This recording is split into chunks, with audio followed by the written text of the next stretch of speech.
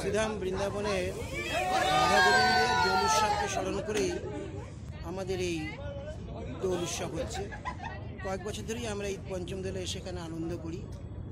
এই সময় প্রকৃতির পুলক হয়, গাছে গাছে ফুল ফোটে, কচি পাতা দেখা যায় এবং তার সঙ্গে ঝরা পাতাও দেখা যায়।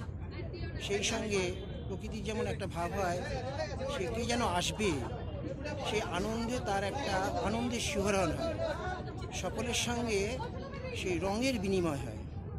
কবির একটা গান আছে না, বিশ্বকবি, সবার রঙে রং মেলাতে হবে।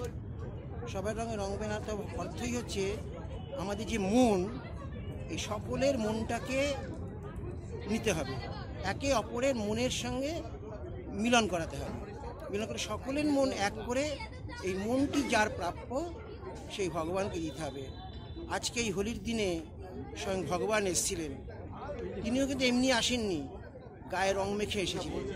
রাধারানীর অঙ্গবর্ণ গায়ে মেখে সেই গোবিন্দ গৌরাঙ্গ হয়ে এই দোল পূর্ণিমা এসেছিলেন। জয় শ্রী।